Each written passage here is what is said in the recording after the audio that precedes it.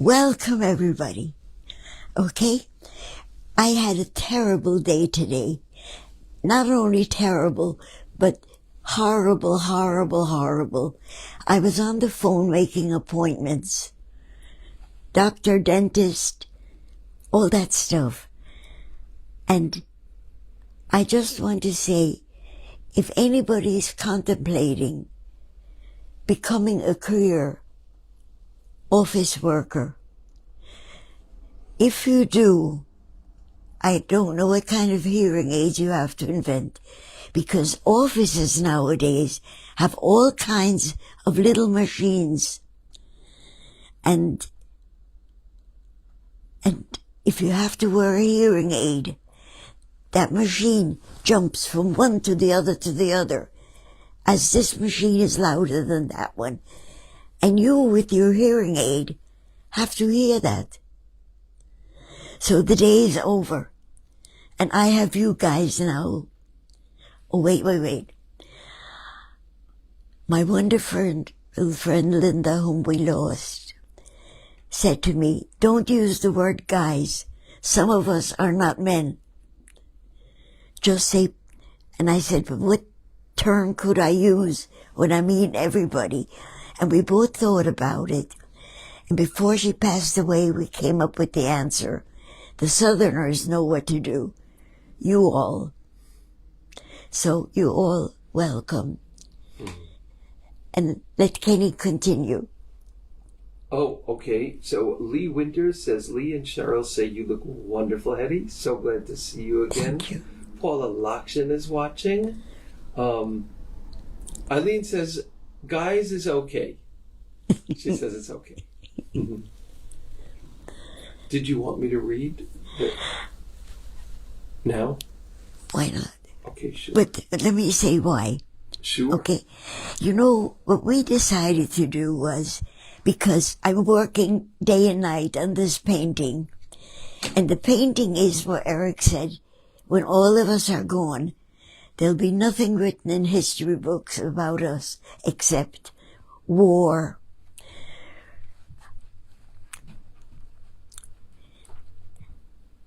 slavery, Holocaust. Nothing about the kind of people we know every day. They're never going to be written about. And he said, let's do a painting showing the ones we personally know who do kind things to other people, for other people. And that's how this painting became. And bit by bit, you'll hear all the stories of the people. But let me begin with the fact that last week I spoke about my brother, Richie, because he only saw good in people. And in YouTube, you can always, if you don't remember it, if you weren't there to hear it, my wonderful friend Dory, Kenny, could I point at her? Of course. Put it on YouTube. And she'll be putting our talk tonight on YouTube also. It'll take a few days before it's there. But what a miracle for me. Okay. So anyway, when it comes, I have always had people who stepped in and became an example for me. Richie I spoke about last week. This week I'm speaking about Eric, because I'm going to let Kenny take over. Okay? So I'm going to read something that Hetty wrote that you may have seen posted.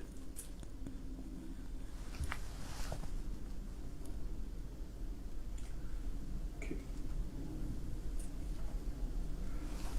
I met Eric a year after his liberation from concentration camp. He told me that he carried so much unresolved rage and that it was eating his life away. In concentration camp, it was that very rage that kept him alive. His anger saved him from hopelessness and despair. His fury kept him going. Now there was no concentration camp, but he was still filled with rage. And now that there were no Nazi guards to hate, his rage found other outlets. The driver, who did not let him pass. The foreman at work pushing him out of the way. We went for long walks, and he asked me questions about people we both knew. And it was years later, during our marriage, that I understood why. He needed to prove to himself that I had no hate for people I had never met. He could not get close to people who carried hate. He felt like it was an actual disease that could reinfect him. Though his hate kept him alive in concentration camp, now that he was trying to build a new life, that very same hate was killing him, and he had to find a way to get rid of it.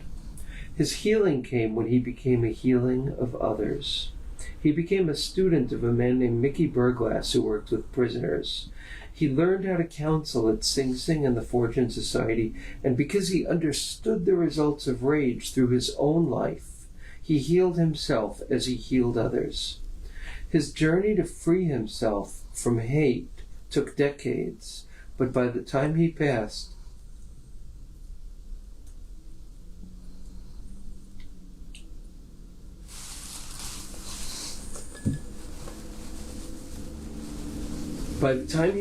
it seemed as though there was no more hate in him.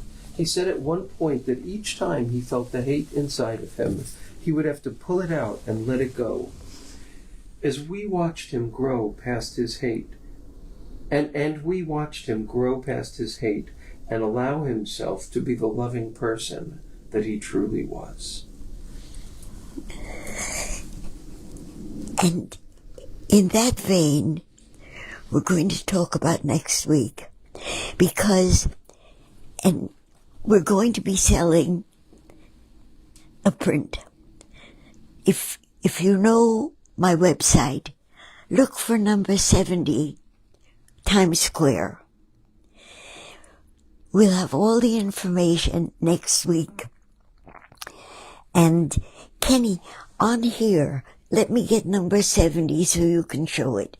Sure. Okay. Sure. And if I could say something about that? Yes. Oh, go ahead. No, you were No, you go ahead.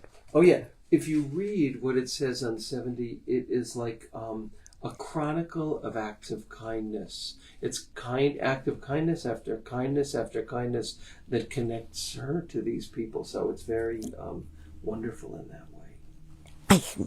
I can do it faster. Sure. Okay. Show off.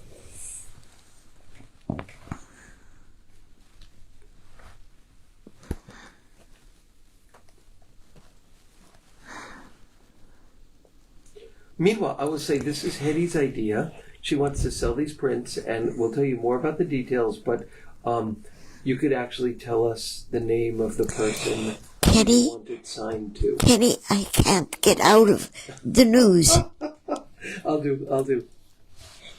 Okay. So you'll be able to give her the name, and she'll sign prints to that person. We'll tell you more about how to do that next week.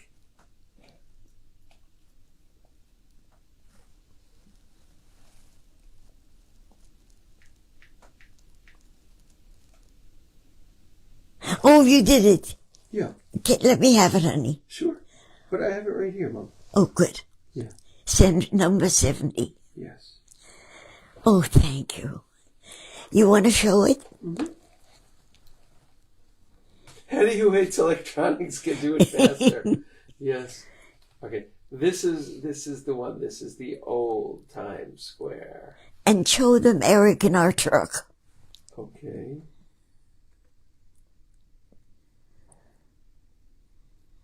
And that's Eric in the Follow Your Art truck.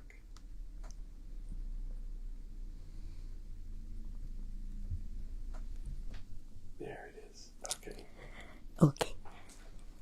Shall I talk about it now?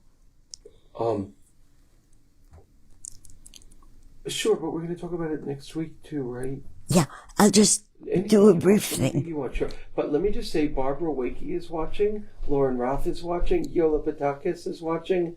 Lauren says, Hetty, you look great. John Taracuso was wonderful enough to actually give the link. Barbara Wakey says, is giving a loving huggy face. Ed Weidman says Hetty, who hates electronics, can do it faster. Yola says, hello Hetty, sending hugs and kisses. And Lauren says, where is Hetty? And Robin says, yes, talk about it. Okay. Shall I take the phone or No, you're good. Just talk. am I right here? Okay. Totally. Here's what happened. When Joni, I think it was the 6 months of being hidden in Vienna during the Hitler time that made me not feel safe by being seen. So I used to draw where nobody could see me. And one day Joni, my daughter, said, Mom, what do you really want to do with art? And I said, I would like to do only real people, but do them in such a way that people get to know them. And Kenny once said to me, Mom, why do you only paint real people? And the answer that popped out was strange to me and to him. But I said, because if they know you, they don't hurt you. And so every of these 93 paintings, everybody is real. So I guess I've painted thousands of people in the stock exchange alone. One painting has over 300. In the Plaza Hotel area, there are 400. And in this painting, which I'm doing and finishing now, I haven't begun to count yet. But what I want to say, I realized at the 70th painting, when I did the Plaza Hotel, no, it wasn't the Plaza, it was Times Square. But I have Plaza Hotel people in there who came to visit me there. I realized the kindness of people in the streets who had never met me, who saw that I was doing their world and made me feel at home. And because of that, the painting that's depicted in the print that we're going to be selling, there's a story identifying everybody and who they are. For example, when I sat down opposite, no, that's the Plaza Hotel. If I mix things up, you can see everything with the writing on my website. But be aware of kindness, because if you read the newspapers and hear the news, you drown in the hate that pours out. Let us be a statement that the universe should keep us before we destroy ourselves. I love you all. I'll let Kenny take over. About the print. Oh yeah, we will give you details about that next week. How that, how you'll be able, if you want to order, we'll give you details about how to do that. We're still in the process of working it out. You can say it'll be, you want to say the price, but we don't know, except for packing and shipping. It'll be $100 and then plus shipping. And autographed. And autographed and signed to whoever you want it to be signed to. So Hetty is really excited about that, and we're really excited about it. It's going to be a wonderful gift, and we'll be doing that.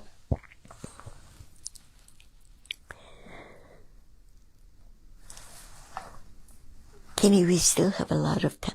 Can I paint now? Oh, yeah, absolutely. How much time do we have? We have almost 15 minutes. Perfect. Can you sit closer to me so you can see? Of course I will. Sandy is watching. Hi, Sandy. Dory says there must be 1,000 in this painting by now. I think so. Tomorrow, 1,001. And Sandy says, we love you, Aunt Hetty, Cousin Joni and Kenny. Love you from Sandy, Ismail, and Sofian. And Dina says, you send us out into the week with our half-hour bliss kindness and laughter. Thank you. Thank you for who you are. Robin asks, how big is the print? The print is 24 by 30 inches Maybe 24 by 36. by 36. Maybe. 24 by... I don't know, but it'll be written... We'll let you know. I know it's a standard size so that you can buy framing cheaper. Right. Martha says, sound great. Yes, paint. And Tammy says, you have all the time you want. Okay, Okay. come. First, I want to tell you that I suffer because I cannot work at an easel because my hand shakes. But thanks to this neighbor of mine, look over here. His name is Gary. He told me about an artist who paints flat. And so Dory helped me move all the furniture. And I took over the living room. This is what I have to do here. First of all, I used this when I painted in the street. And instead of my ugly white shirt, which I use here, I wanted in honor of this night, I wanted to use my sentimental towel. Okay. Now watch. In order to work on this side, Kenny, where did I put my glasses?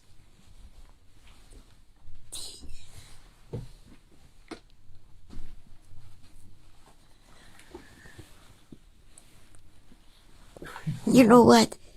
I found them. Yay. They're in the window.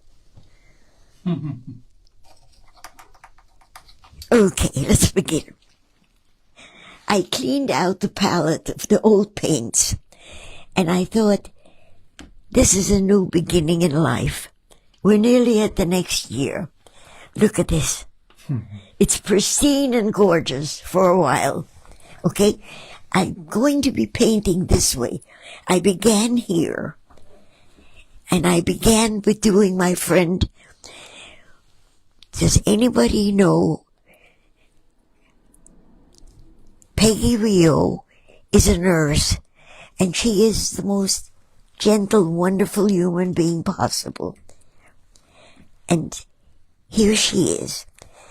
Now what I have to do, I have to take away some of this hair because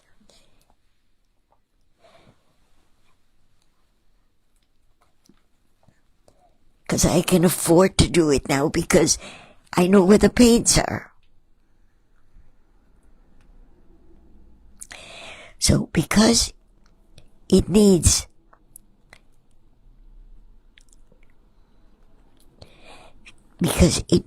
to be gotten rid of an area which is bumpy because I have old paint underneath. So I put flesh here first.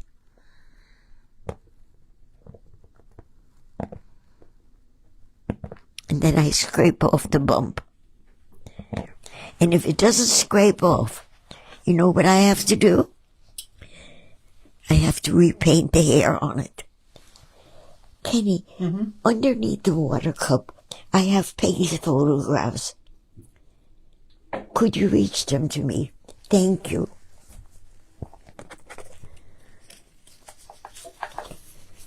Let me show you Peggy. Here she is. See, she does have hair going into that area. But on the picture, it didn't look the way I wanted it to. So I put flesh tones there.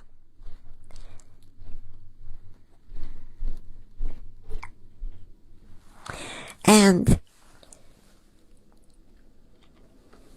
then I put some brown here.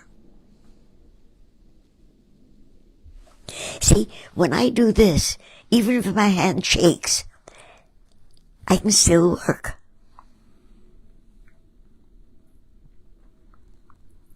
And I probably will need another coat of paint there. But at the moment, it's perfect. Because all of you have already known that you wait for a little bit of it to dry, and then you tackle the next thing.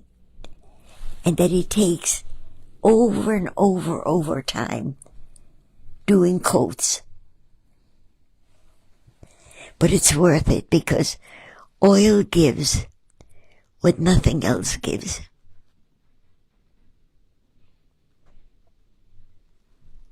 Okay? Next week you'll see more details. But I need a little more flesh right here.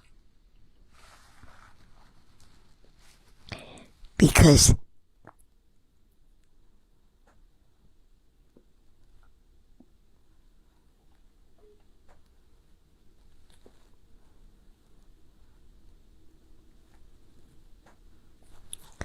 that's how you get resemblance. Layer after layer.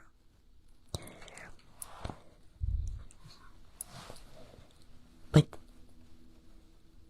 only oil could do the miracle.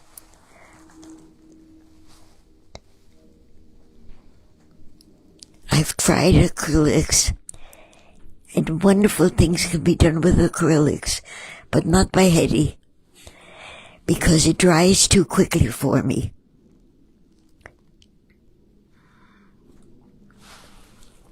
Peggy smiles, so to do her, I must get the smile in shape.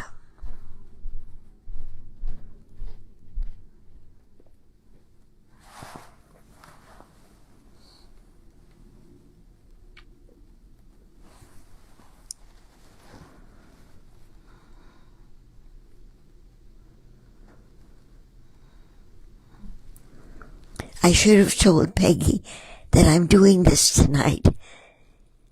But it doesn't matter because Dory is putting it on YouTube.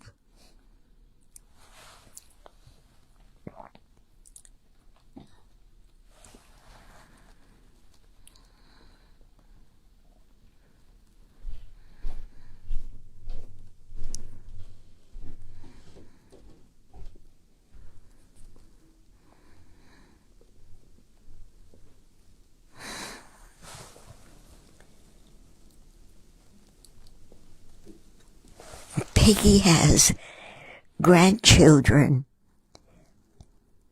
who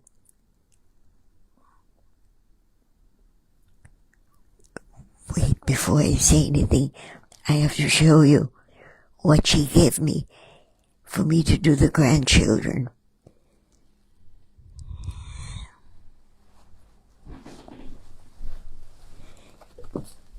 Kenny, back of me, there's a big calendar in here.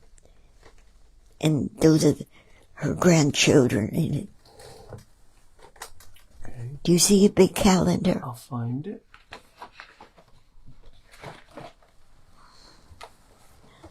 No, here it is.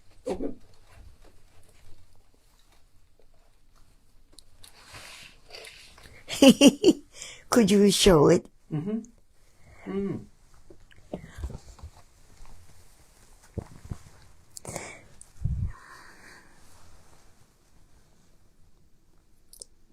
See the grandchildren?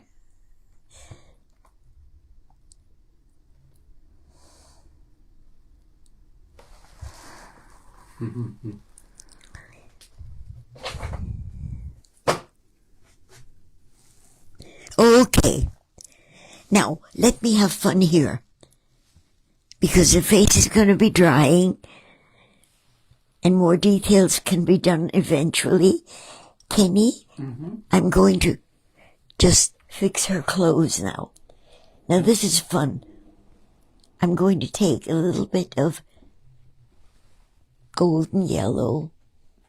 And I have some comments for you. Oh, I'd love it. And we just have a few minutes left. So, Denise Rossner. Denise here, Eileen's sister from Texas. So happy to make the live. Love you guys. Oh, Awesome. Hi, Denise. And Martha Bilski, you really captured Peggy's likeness. So amazing. I'm glad. Eileen says, amazing portrait of Peggy. Such details. You capture her spirit for sure. You and your oils. Beautiful. And Carol Hodkin says, hi, Hetty and Kenny. I just love watching you paint and hearing your stories. Your subjects come to life. The wonderful thing about her is that she's my neighbor, so she just can walk over and watch me working.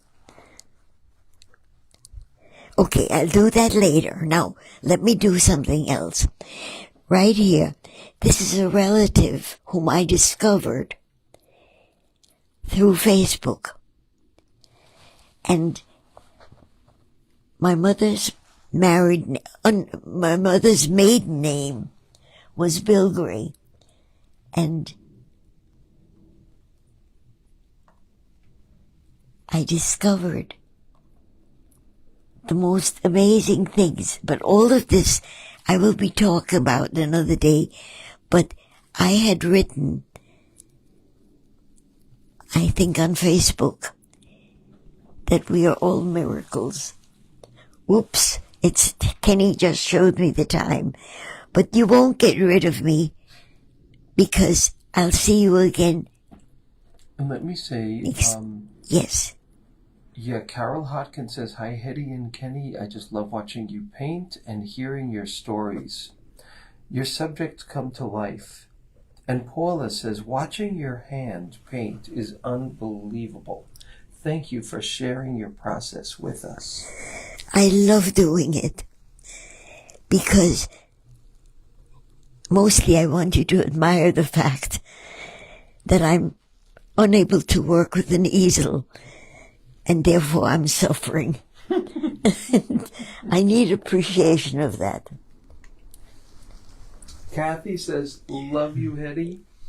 And Phyllis says, amazing progress.